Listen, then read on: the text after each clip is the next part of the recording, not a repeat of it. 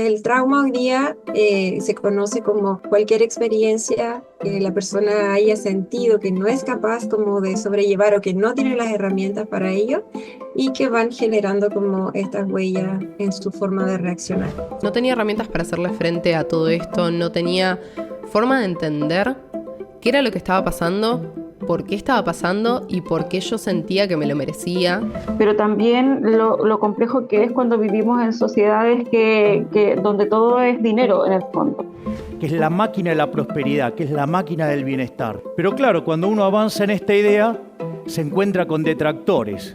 Parce, ¿cómo nos pensamos el mundo diferente? Buenas para todos. Buenas tardes, buenas noches. Aquí tardes, sí es tardes, ¿verdad? Cuando es 12 es tardes. Está haciendo un sol re chévere, yo creo que lo pueden ver en mi piel.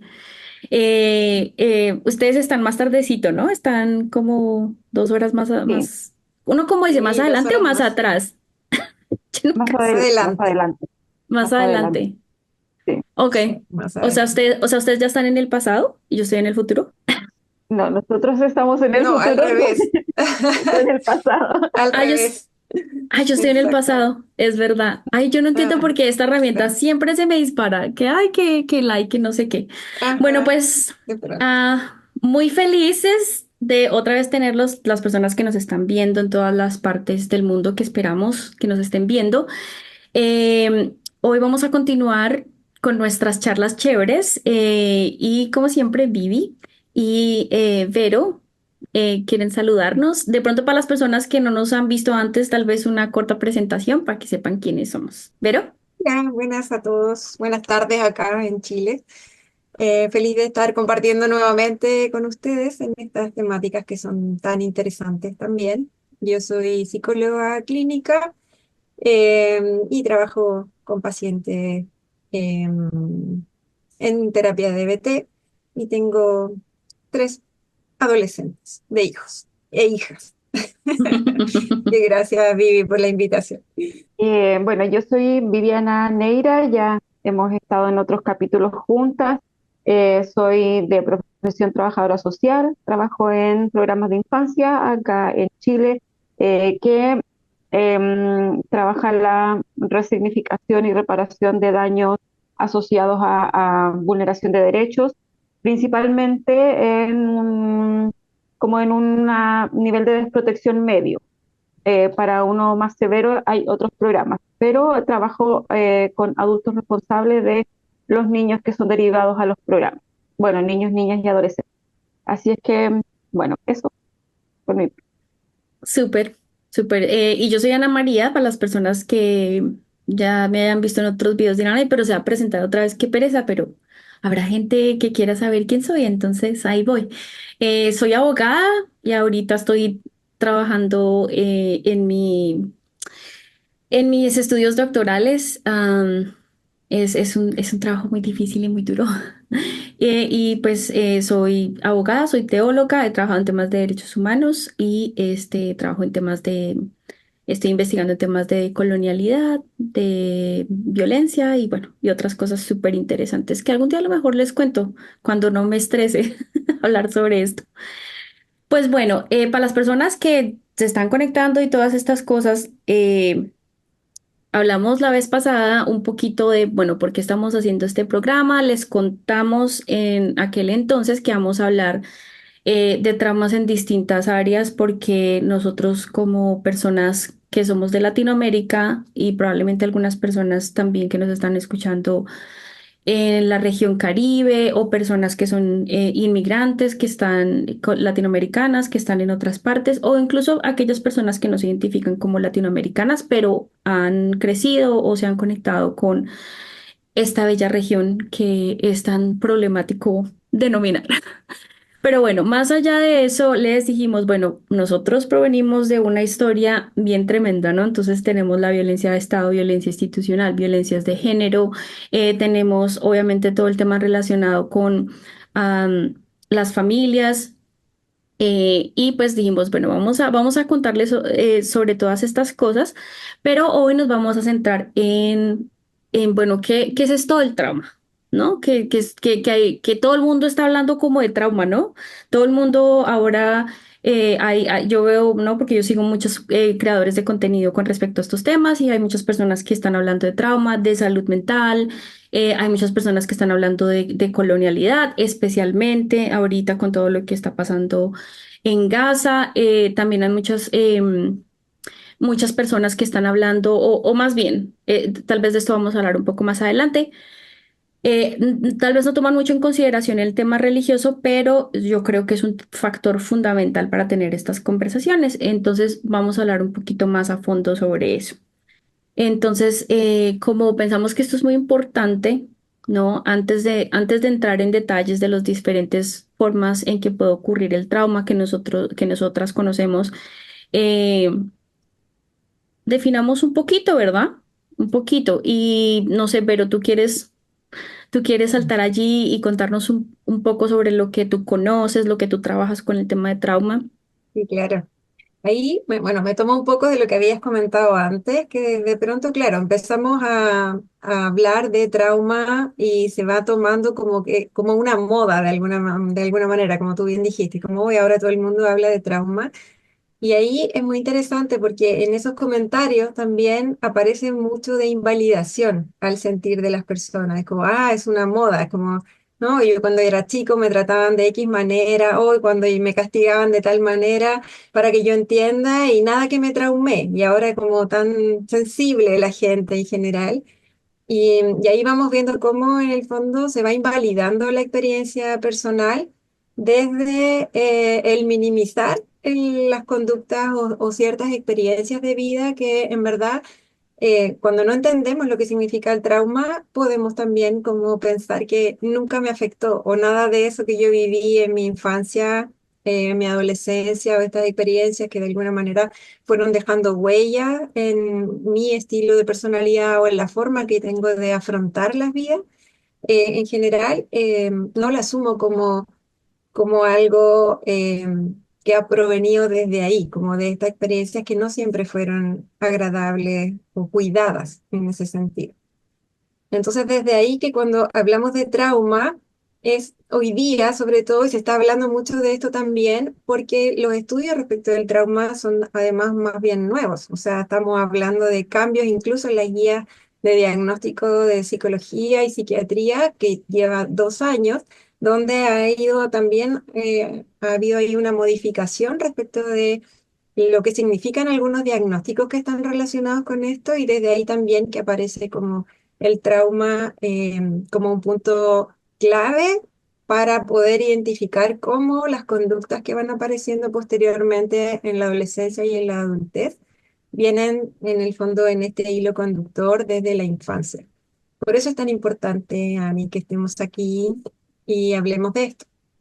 Entonces, cuando hablamos de trauma y no consideramos que en el fondo cualquier experiencia que haya dejado una huella o que la persona sienta en la etapa como de niñez, por ejemplo, que no es capaz como de afrontar o que no tiene las herramientas para ello, va generando como estas huellas en la manera en cómo yo justamente abordo esta situación. Entonces, el trauma hoy día se conoce como cualquier experiencia que la persona haya sentido que no es capaz como de sobrellevar o que no tiene las herramientas para ello y que van generando como estas huellas en su forma de reaccionar. Y ahí tenemos, por ejemplo, en el caso de las familias, como la negligencia, como los distintos formatos de apego, que ahí seguramente la Vivi también nos puede hablar un poco de eso en su experiencia desde la niñez con la que ella trabaja, sobre todo en el apego desorganizado, que es muy complejo porque es el que genera más trauma justamente en la niñez. El observar violencia, por ejemplo, la violencia doméstica, que no necesariamente puede que el niño o la niña lo haya vivido físicamente, pero el hecho de estar expuesto a este tipo de situaciones de una manera como permanente, van generando estas huellas también que sin darnos cuenta nos van afectando en el futuro. Hemos hablado también en algún momento con Ani y con Vivi de los traumas a nivel de cultura, como interracial, por ejemplo, los traumas colectivos que vivimos también en las distintas sociedades. y el trauma intergeneracional. De alguna manera que es algo que también un poco desconocido, pero cómo se va transmitiendo también de una generación a otra, puede significar algunas consecuencias a futuro en las personas y en el estilo de personalidad de cada quien que vamos a ir abordando también. A mí me parece muy importante esto que mencionas, con respecto al tema de la niñez y lo reciente que son estos estudios. Voy a así contar brevemente un poco cómo yo supe de esto. Resulta que para algunas de las personas que me conocen y para quienes no, pues aquí les cuento un poquito más sobre mí. Yo trabajé durante 3 años en una entidad que trabajaba con excombatientes. Y recuerdo que en algunas de las labores que yo realizaba tenía que mirar bueno, tuve en alguna oportunidad que ver perdón, el protocolo médico o el protocolo de apoyo psicosocial para las personas excombatientes. Y en este protocolo hablaban obviamente de la alta prevalencia que había de estrés postraumático. Entonces, uno de mis primeros encuentros con el estrés postraumático, o más bien del trauma como algo que sufrimos los seres humanos en nuestra psique, ¿no? Porque también estamos hablando de eso, que el trauma inicialmente empieza realmente es como con las heridas que se quedan en el cuerpo, ¿no? Como el trauma como algo que se quedó en el cuerpo. Pero entonces yo tenía la idea errada y eso creo que es algo que es muy común, que el estrés postraumático es algo que normalmente solo las personas que han estado en una guerra experimentan. Y lo que ha sido curioso, que tú mencionabas, Vero, lo reciente, pero también la cantidad de estudios que están haciendo, es que empezaron a hacer estudios, muchos estudios con personas que son excombatientes o veteranos y se comenzaron a dar cuenta de que esto era un espectro mucho, mucho más grande, ¿verdad? Y Exacto. para mí ha sido muy importante encontrar todo este trabajo que se ha hecho con infancia. A propósito de lo que tú decías, hay personas que dicen como, no, es que esto ya pasó, esto es viejo, esto no importa. Pero sí importa porque se han hecho muchos estudios, se escanean los cerebros y se han identificado las diferencias que existen entre personas que han vivido infancias traumáticas y personas que no han vivido infancias traumáticas. Y algunas de las diferencias que han encontrado es en la forma y el funcionamiento del cerebro. Exacto. Literalmente La la estructura del estructura, cerebro. Ujú. sí. Exactamente. Entonces, eso me ha parecido muy interesante. eh, Porque cuando las personas dicen, bueno, esta es mi opinión, esto no me hizo nada, no sé qué, hay muchísimos estudios. Y también quería mencionar que también, eh, de nuevo, como a veces nos centramos en el tema de la guerra tanto, perdemos de vista que hay muchas situaciones que son traumáticas. Entonces, por ejemplo, personas que han estado en accidentes de tránsito, ¿verdad? Un accidente en la casa, bueno, en fin, personas que han experimentado una tragedia ambiental, ¿verdad? Que ha habido, no sé, un terremoto, etcétera. Esto también es una situación traumática. E incluso personas que han experimentado situaciones traumáticas en su adultez, una bancarrota, un divorcio. em, y estoy diciendo todas estas cosas porque es muy fácil a veces minimizar la experiencia traumática que otros han vivido. Como tú le decías, no, eso no importa, sí importa. Exacto.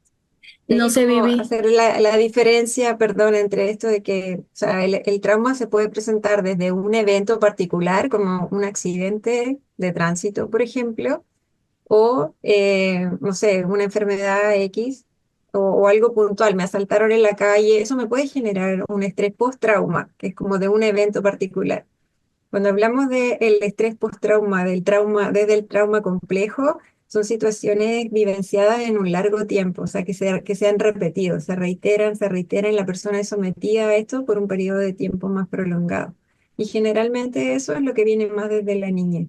Pero en la vida, obviamente, tal como tú dices, podemos tener estas situaciones que nos generan el trauma y, como tú decías, como el trauma en sí es lo que uno vivencia desde lo que siente físicamente, cómo el cuerpo expresa que algo me está pasando con esto que yo viví.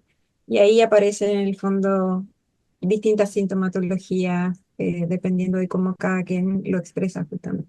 Vivi, ¿tú querías decir algo? Claro, evidentemente importa hablar del trauma, importan las vivencias de las personas, sobre todo cuando han sufrido abuso, como en sus primeros años o a temprana edad, porque esto impacta también en las prácticas de crianza que tienen a posterior. O sea, muchos padres, a mí me toca trabajar con padres y lo primero que hacemos cuando hacemos como el plan de intervención es reconstruir la historia vital del grupo familiar, de cómo ellos vivieron, cómo fue su infancia, cómo fueron también el proceso, porque se nos deriva, ¿cierto?, un niño, pero con su grupo familiar. Por lo general, saber cómo fue cuando supieron que iban a ser padres, cómo fueron estos meses en el embarazo, parto, puerperio, los primeros años de vida, cómo reconectar a la gente con estos como eventos, tanto con el niño como también sus propios eventos en su infancia. Entonces, evidentemente, importa que se hable del trauma, importa que se trate también el trauma, porque eso va a impactar inevitablemente en cómo se, se cría la siguiente generación. Y la verdad es que es importante que estos temas se aborden y no se dejen pasar. Claro, hoy día se habla de la generación de cristal y todo ese tipo de cosas, pero qué importante que se pueda, que hayan espacios seguros para poder decir, ¿sabes qué? Yo sí tuve una infancia, sí tuve mi mamá no me quería, no quería tenerme, me tocó vivir esto, me tocó vivir lo otro, sufrí abuso de distintas índoles. Y la verdad es que ahora, claro, ahora eso impacta en cómo yo veo la crianza, cómo yo veo la maternidad y cómo muchas veces lo expresan. Yo no quiero ser mamá, no sé cómo me veo sobrepasada con esta situación, no sé cómo abordar estas situaciones. Entonces, es importante poder también que hayan espacios seguros para las personas cuando ya ven que en el fondo, al desencadenarse abusos en sus hijos, también se reactivan en sus propias experiencias. Entonces, Ujú. es importante. Sí, y yo creo que hablando un poco, volviendo un poco a lo del trauma complejo y lo que tú estás diciendo, Vivi, ¿no? De cómo esto ocurre de forma generacional, que también Vero lo mencionó con el trauma intergeneracional. Y una de las cosas importantes para mí cuando yo pensé un poco sobre cómo hacer este proyecto en el podcast, yo identificaba que muchas de las corrientes que trabajan, de las corrientes psicológicas que trabajan el trauma, se centran muchísimo en el individuo, ¿verdad? Que el individuo se recupere. Y de hecho, eso es un discurso que un poco se repite socialmente, como no, es que usted tiene, ¿cómo es que dicen? Mommy issues o daddy issues, que a mí eso me parece una cosa terrible. Vaya, Claro. mejórese, vaya, póngase bien y luego como que vuelva a la sociedad, ¿verdad? Como si la gente quisiera sentir todas estas cosas y sentirse tan mal, ¿verdad? Pero más allá de eso, volviendo a este tema que estás hablando de los padres hacia los hijos, que es un tema muy prominente y es muy importante hablarlo, eh, hay una cosa que creo que a mí como que me saltó o me abrió los ojos, y fue cuando yo comencé a trabajar el tema de la decolonialidad. Porque no es como que hubo un grupo de individuos, no como que los papás de hace, qué sé yo, 100 años que dijeron, ay, vamos a hacer mala gente con nuestros hijos o algo así, ¿verdad? Sino que estamos reproduciendo unas situaciones históricas que vienen Patrones. de muchas generaciones atrás y que están vinculadas, porque esto no solamente qué es lo que pasa en la casa, sino también qué es lo que está pasando en el colegio, cuando estamos hablando del tema de bullying, cuando estamos hablando de todo el tema que tiene que ver con temas de alimentación, qué es lo que está pasando en las redes sociales, las fotos que se toman, cuáles son los mensajes que las niñas están recibiendo todo el tiempo con respecto a su cuerpo y su peso. eh, ¿Qué es lo que cuál es el rol que las personas tienen que cumplir en sociedad, ¿verdad? Que, ay, no, pero usted va a ser artista, no sea un artista, vuelva a trabajar en un banco o algo así, ¿verdad? Como todas estas cosas que restringen la posibilidad de ser humano. Y esto es una de las cosas que a mí me llamó mucho la atención fue encontrarme esa autora, si alguien de pronto la quiere chequear, ella se llama Judith Herman, ella trabaja el tema de Ujú. trauma y trabaja el tema de trauma complejo. Yo realmente soy una gran fan de ella porque creo que ella fue una de las primeras personas de hablar del tema de trauma complejo. Y ella comenzó a hablar de otros temas estructurales que a veces uno pierde de vista. El tema de raza, el trauma que una persona racializada vive en una sociedad en el que la supremacía blanca reina. Y la gente dice, no, pero eso es pero eso es, no, como que la gente ya se acostumbra a vivir así y no. Se han encontrado evidencias de síntomas similares de personas racializadas en las que experimentan este tipo de cosas y probablemente vamos a hablar un poco más de eso en uno de los episodios. Y también, por ejemplo, lo que tiene que ver con pertenecer a iglesias que han sido abusivas. Esto también, también es un tipo de trauma complejo.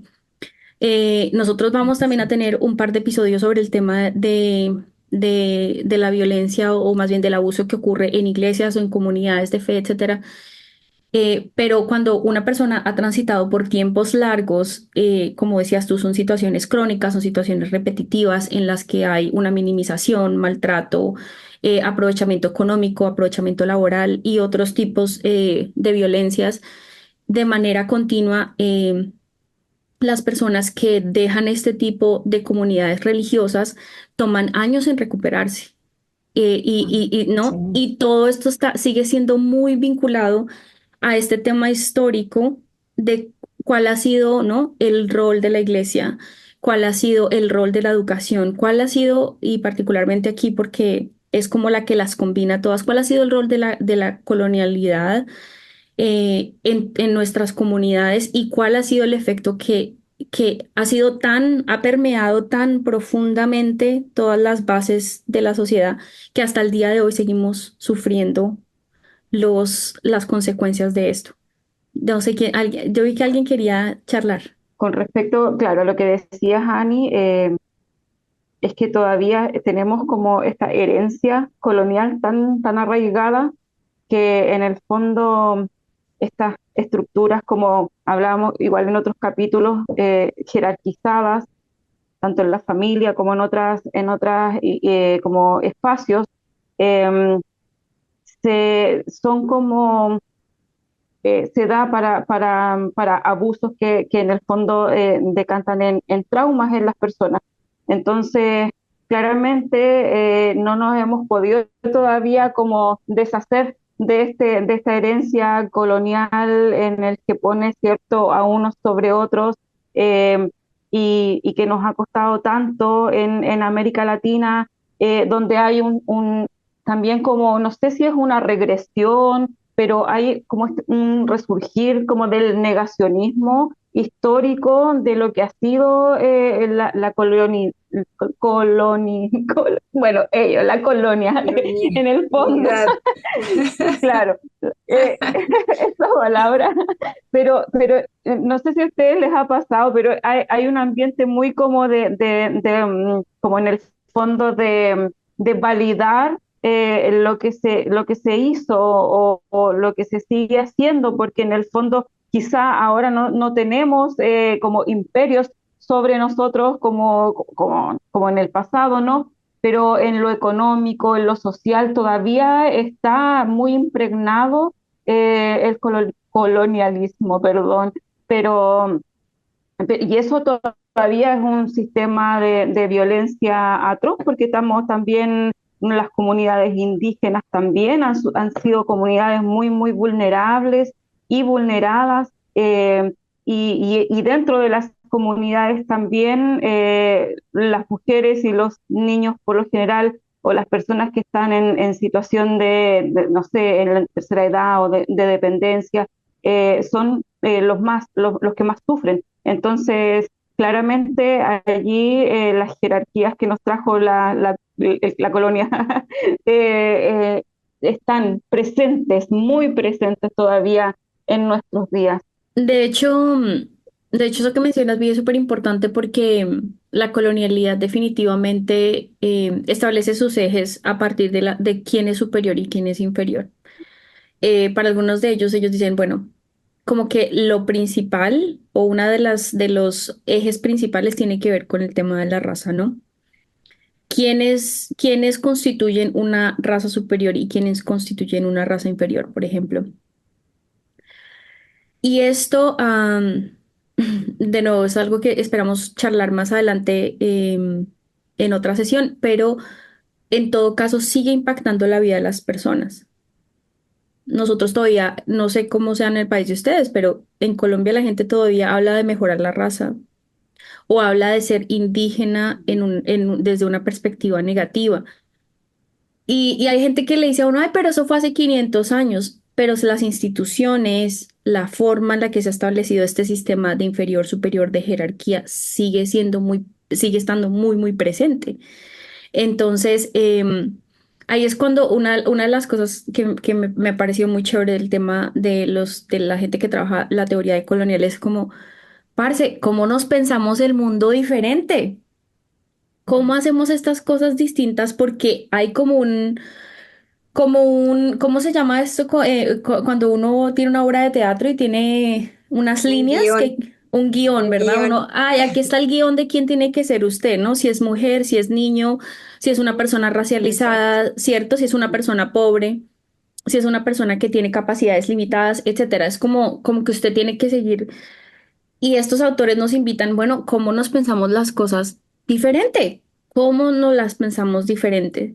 Y yo creo que por eso yo estaba tan interesada, ¿no? Que tuviéramos estas charlas porque a lo mejor en nuestras experiencias y todas estas cosas, seguro que estamos haciendo cosas diferentes, seguro que en este camino de sanarnos y de apoyar y trabajar colectivamente también. Seguro que estamos haciendo cosas diferentes y está chévere compartirlas con otras personas y por eso, como tú decías, es muy importante hablar de estas cosas. Pero hay un tema final que estaríamos trabajando que tiene que ver con el rol de la fe o el rol de las creencias o el rol de iglesias o de la religión. Y a mí me gustaría un poco escuchar de parte de ustedes, de pronto podemos empezar con Vero.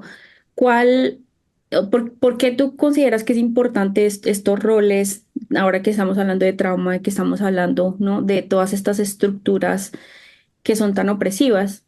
O sea, desde ahí en el fondo, como desde la fe, digamos, como decía Vivi también, con estos roles, o como decías tú, como este del guión tan marcado de lo que implica el ser hombre, el ser mujer, el ser niño, niña, dejando fuera bien como la libertad que hoy día muchas personas están como empezando también a tomar de sentirse como quienes son, básicamente desde la esencia, lo que les hace sentido, de cómo se reconocen en su cuerpo y demás, y que ha ido generando tanto daño también.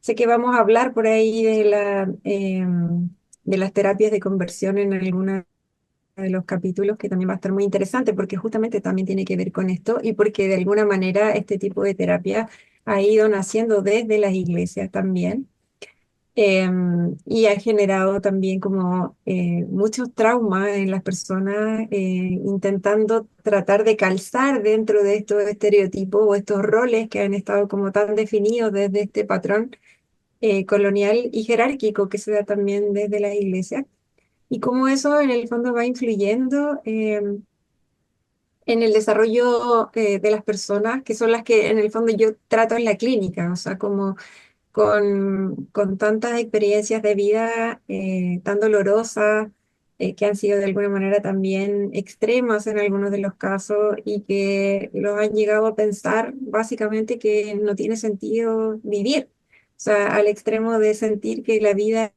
ya no tiene ningún sentido y buscando alternativas como para ya dejar de existir. Entonces, desde ahí que el poder revisar esto, el poder darnos cuenta también de que es muy probable que nuestras experiencias dentro de la iglesia también nos hayan quedado algunas huellas, y el tener las herramientas para poder abordarlas y para poder ir reparando esto, también ayuda a cómo vamos en el fondo generando un cambio en las conductas que de alguna manera y por sobrevivencia hemos ido adoptando para poder manejarnos lo mejor posible, pero desde el dolor también. Entonces, desde ahí que el interés de estar, desde mi experiencia, desde lo que puedo aportar y cómo ir ayudando a reparar de alguna manera esto en las personas.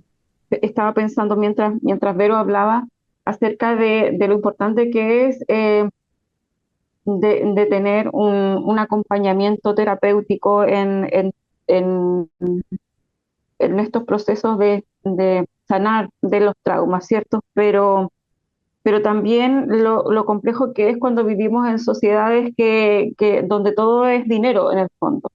Y en países donde la salud mental es tan inaccesible a ciertos sectores que son los más vulnerables. Entonces, eh, es complicado cómo que llegar a esas personas, que esas personas de alguna forma, claro, puedan cambiar patrones, pero acompañados de un algún profesional.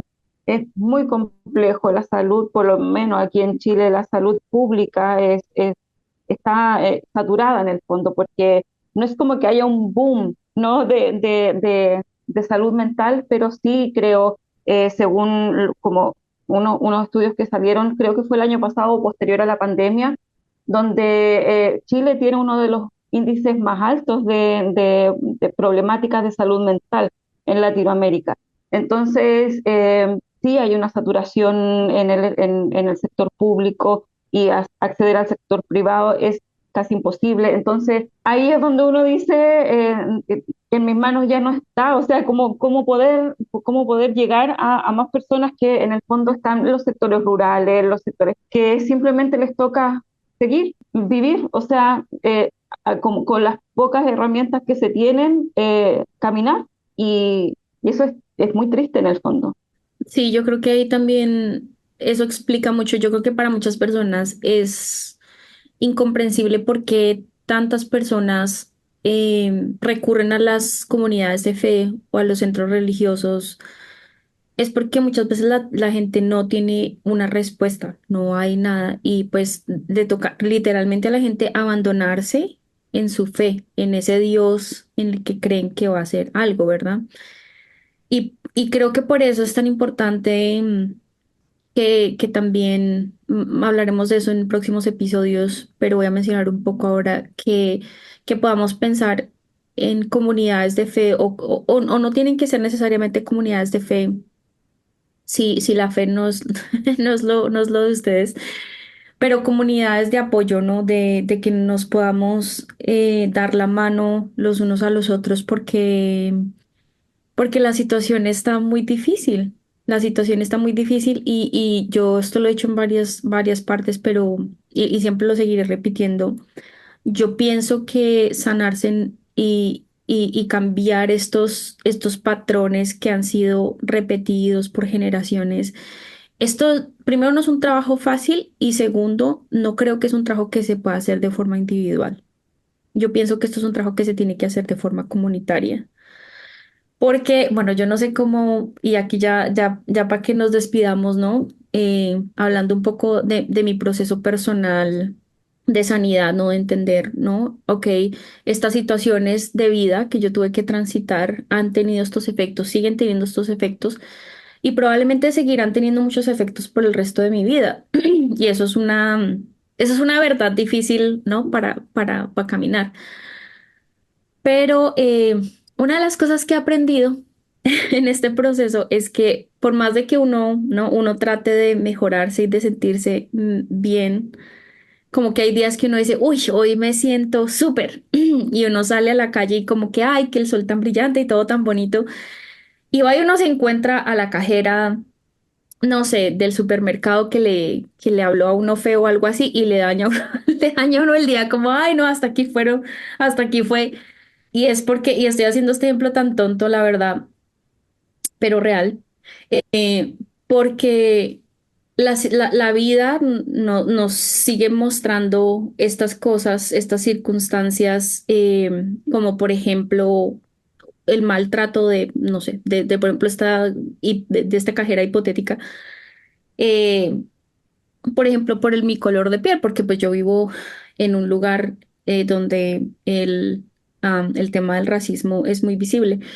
Em, o de pronto, o de pronto estoy caminando en la calle y siento que hay un hombre que está viniendo caminando más rápido e inmediatamente me pongo congelada y fría, ¿verdad? Y estoy queriendo decir eso porque, estoy diciendo esto porque esta necesidad de tener una sanidad aislada, en mi experiencia y en lo que yo creo también, es algo que no es sostenible. No es sostenible sentirse uno bien solamente adentro porque uno sigue relacionándose con otras personas. Entonces, yo me he imaginado, o algunas de las cosas que yo he aprendido en este proceso es que es muy importante encontrar gente en el camino que también esté repensándose estos patrones y que, por ejemplo, tengan responsabilidad emocional, ¿no? Que sean personas que no, esta gente que no lo gostea a uno y nunca le vuelve a uno a hablar, o personas que si han cometido un error, sean capaces de responsabilizarse y pedir disculpas, sean personas que no, ay, oye, me parece que, no sé, X, no te gustó la torta que te serví, qué sé yo. Y la gente no dice, sí, la verdad es que no me gustó la torta, pero la próxima vez me como unas galletas, ¿no? Sino que como que se generan estas incomodidades y nadie dice nada, pero y parece tonto, pero estamos reproduciendo de nuevo patrones antiguos, ¿no? Y a mí sí me parece muy importante en ese proceso de sanidad uno poderse vincular con gente que esté pensando las mismas cosas que uno, que se las esté repensando también, pero también que cuando uno se sienta súper mal, que esté ahí, que le eche una llamadita y uno diga, parce, hoy me estoy sintiendo que no quiero nada. Sí, yo también me siento así. Bueno, sintámonos así junticos y ahí al final de la charla nos animamos y salimos o algo, ¿verdad? Pero que no nos sintamos como que tenemos que hacer este proceso solitos, porque yo creo que entre más construyamos redes de apoyo, más nos vamos a seguir fortaleciendo. Y finalmente, y tal vez esto lo diré en muchos capítulos, seguir hablando de estas cosas. Creo que una de las situaciones cuando yo les contaba al principio, ¿no? Que la gente asocia el trauma o el estrés postraumático específicamente con personas que viven en la guerra, ha sido como esta curiosidad de muchos científicos y de muchas personas que han hablado de sus experiencias, lo que ha facilitado que se amplíe esta idea de trauma y se identifiquen más los síntomas que lo que decíamos, que pertenecer a una iglesia que ha sido abusiva o estar en una relación romántica abusiva o crecer en un hogar que ha sido inestable. Todas esas cosas, ¿cuáles han sido, ¿no? Las consecuencias que han tenido? Y creo que muchas veces, Vivi, yo creo que tú has dicho esto algunas veces, que a veces uno es el que carga, las personas que han sido victimizadas son las que cargan el peso del silencio. Y personalmente yo que vengo de un trasfondo cristiano, a mí me enseñaron que uno no habla mal de la gente, pero creo, mi recomendación, no sé aún cómo articularla de la mejor forma, pero lo voy a decir así, hay que hablar mal, hay que hablar mal, hay que decir como, no, mira, yo no volví con Perencejo porque este es un tipo que toma mucho trago y no sabe cómo manejarlo. Y no me siento segura, no me siento cómoda, se gasta mucho la plata, no piensa en un futuro, no sé, X. Y que eso no se tome como, ay, no, pero ¿cómo vas a estar hablando mal de tu expareja? ¿O cómo vas a estar hablando mal de tus papás? ¿O cómo vas a estar hablando mal de tu tía? ¿O cómo vas a estar hablando mal del pastor? ¿O cómo vas a estar hablando mal del Estado? Lo que ustedes mencionaban del negacionismo. No, yo creo que una forma de un poco ir más allá es que tenemos que buscar espacios seguros en los que podamos hablar de estas cosas y seguir, porque seguir pensándonos esto de una forma distinta, porque entre más nosotros estemos en silencio, pues la gente va a seguir haciendo lo mismo, porque nadie les dice nada, ¿verdad? Están Claro, que se protegidos por permite. nuestro silencio, exacto, se permite. Entonces, Mm. Hay muchas cosas que quisiera hablar yo sobre por qué estamos haciendo este proyecto, por qué, qué ha sido lo que yo he aprendido en mi proceso de sanar, pero nos quedan solo unos pocos minutos, entonces les voy a dejar que ustedes terminen y de ahí nos vamos. Sí, muy interesante la charla de hoy. Creo que, como tú dices también, Ani, esto es un proceso, sí, o sea, si bien es un proceso colectivo, parte de lo individual, sin duda, porque para poder darme cuenta que esto me está ocurriendo, necesito trabajarlo conmigo primero y como decía la Vivi, tan importante también el poder tener acceso al acompañamiento que me permita poder verlo también, porque muchas veces las personas, y en mi experiencia clínica igual, no saben qué les pasa o no entienden, es como de la Ujú, nada me ujú, siento así, es como de la nada porque no han tenido la posibilidad justamente de poder hacer este proceso interno y descubrir que en verdad no es de la nada, que hay una historia, que tiene un fundamento el que se sientan así, que no es que se les ocurrió estar desregulada emocionalmente o no tener ujú, herramientas para, no nací, yo le digo a mis pacientes así como, no naciste así.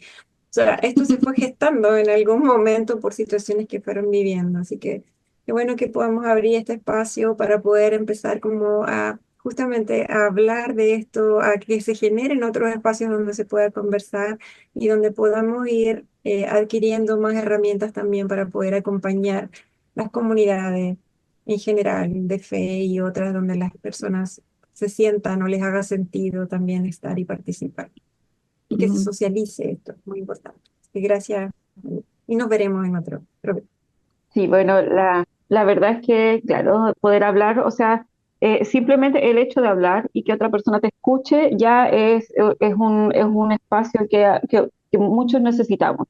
Yo creo que a lo mejor a Vero también le pasa porque trabajamos en ambientes o con personas que están muy aproblemadas, que vienen muy vulnerables emocionalmente, y muchas veces a mí me ha tocado terminar el día como drenada, mi energía drenada, así me siento, como que no tengo, hasta respirar cuesta cuando uno ve que las personas lo están pasando tan mal y que de alguna forma están tan necesitadas de, a veces, de solo que los escuchen. Entonces, ser también ese espacio para que alguien pueda sentirse cómodo, y decir, sabes que esto me está pasando, y quizá también al hablar nosotros nuestras experiencias también, eso va a decir, oye, no estoy tan solo en esto. Sí, es cierto, quizá a otras personas también, y socializar también.